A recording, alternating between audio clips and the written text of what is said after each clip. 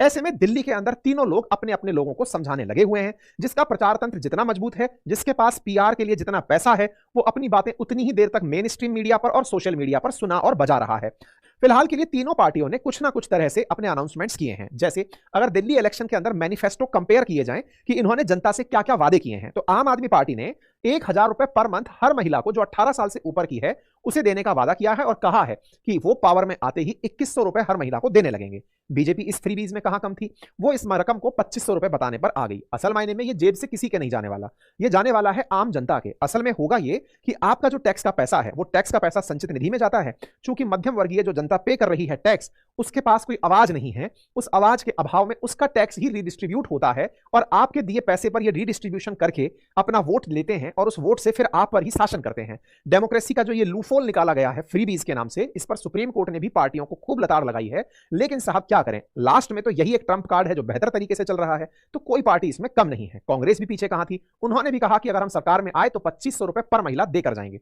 बात करें health care की, तो आम आदमी पार्टी ने कहा कि हमारे द्वारा संजीवनी योजना सीनियर सिटीजन जो 60 साल से ऊपर के हैं उन्हें free of cost her government और प्राइवेट सरकारी अस्पताल के अंदर इलाज मिलेगा।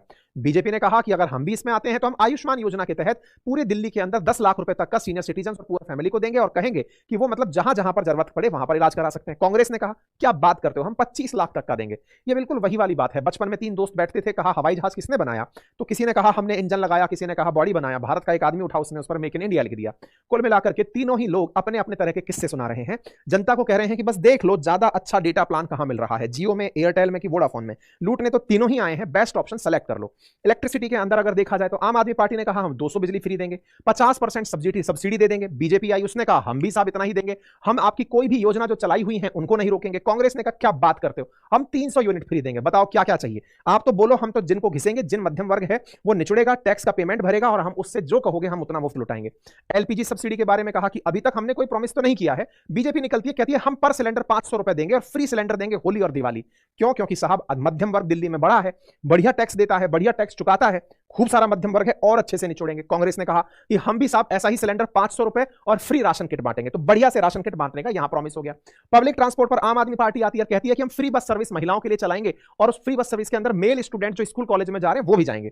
बीजेपी ने कहा पार्टी ने ऐसा कुछ भी प्रॉमिस किया है फ्री बस सर्विस का महिलाओं के लिए तो हम उसको कंटिन्यू करेंगे। अगर आम आदमी पार्टी की जगह आप हमें लेकर आते हो तो हम बस पर खर्चा नहीं लगाएंगे। हमें यह मत ले लेना कि फ्रीबीज आम आदमी पार्टी ने घोषित की थी तो हम फ्रीबीज आपकी बंद कर देंगे, मुफ्तखोरी बंद कर देंगे। नहीं, चिंता मत करो, क्योंकि कहीं ऐसा ना हो कि आप ये सोचें कि हम आपका ये मुफ्त का काम बंद कर देंगे और आप हमें हरा दें। नहीं नहीं, हमें मत हराना, हम ये सब जारी रखेंगे। कांग्रेस ने कहा कि भाई देखो हम ऐसा कोई वादा तो नहीं कर रहे हैं, लेकिन अगर लगता है तो देख लेंगे। पेंशन फॉर सीनियर सिटीजन के अंदर आम आदमी पार्टी निकलती है, 2,000 रुपए पर मंथ सीनियर सिटीजन को कहती है कि हम देंगे और फिर 2,500 रुपए 70 साल से ऊपर आदमी को देंगे। बीजेपी ने कहा कि हम पेंशन पे आउट को 2,000 रुपए 2,500 रुपए जो 60 साल से ऊपर का है। मतलब अब तो ऐसा हो गया कि डेटा प्लान लिखकर मैच किया जाए कि अच्छा ये यहां पर मिल रहा है, एचडी क्वालिटी मिल रही है, यहां पर ज्यादा अच्छा पिक्सल्स मिल रहा है, चलो इसको टिक करते हैं। अरे यार पर यहां पे फैमिली प्लान मिल रहा है, चलो इसको ले लेते हैं। कांग्रेस ने कहा इस बारे में तो हम सोच ही नहीं पाए अभी तक कि क्या पेंशन भी देनी होती है। खैर कुल मिलाकर के दिल्ली की जनता अब उसको ये देखना है कि उसको किसके साथ जाना है। कुल मिलाकर राजनीति में जो सबसे बड़ा कंफ्यूजन हो रहा है वो इन दो के बीच हो रहा है, केजरीवाल जी और राहुल गांधी जी के बीच। क्यों? क्योंकि कुछ ही दिनों पहले ये बहुत अच्छे से साथ थे। जनता कंफ्यूज ये है कि हम किसके खिलाफ हैं और किसके साथ हैं। एक तरफ कांग्रेस आरोप लगाती है कि केजरीवाल जी बीजेपी की बी टीम है। केजरीवाल जी खुद राहुल गांधी जी के साथ मिलकर के मंच साझा कर लेते हैं। दिल्ली में जब केजरीवाल जी जेल में थे तो केजरीवाल जी की जो वाइफ हैं वो सोनिया गांधी जी के साथ मंच साझा करके आंदोलन में साथ थी इंडिया ब्लॉक के। इवन वही केजरीवाल जी जो मनमोहन सिंह जी को कहते थे कि वो करप्ट नेता हैं, उनके जाने के बाद उनकी धर्मपत्नी को सांत्वना देते हुए कहते हैं कि वो तो महान नेता थे, और महान तो ऐसे थे कि वो करप्शन फ्री नेता थे। दिल्ली की जनता फुल कंफ्यूजन में, और हालत ये हो गई है कि उसने, मुझे ऐसा लगता है कि ये देखना ही बंद कर दिया है कि कौन क्या कह रहा है। वो मन बना लिया कि ठीक है भाई, जा करके ABC करके किसी भी बटन पर बटन दबेगा, दबा देंगे, जिसका लक चलेगा चल जाएगा, क्योंकि समझ नहीं आ रहा है कि इन तीनों में बढ़िया कौन सा है।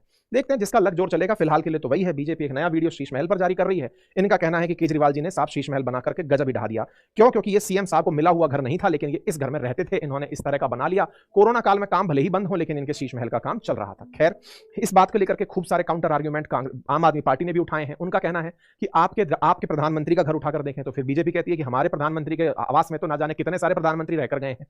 आपके यहां तो केजरीवाल जी पहली बार रहने आए थे इस घर के अंदर, और इससे पहले कोई सीएम यहां रहा नहीं, तो ये तो इन्होंने अपने लिए ही बनाया है। फिर ये कह रहे हैं कि कौन से राज्य का सीएम ऐसा है जो ऐसे घर में नहीं रहता है। आपके जितने भी शासित राज्य हैं वहां जाके सीएम के आवास को दिखाइए, वहां के आवास कैसे हैं। खैर जो भी है, कुल मिलाकर के दिल्ली की जनता कंफ्यूज है। अब तक आप भी कंफ्यूज हो ही गए होंगे, क्योंकि फाइनली ये वर्डिक्ट तो नहीं निकल कर आया कि इन तीनों में से कौन ज्यादा सही है।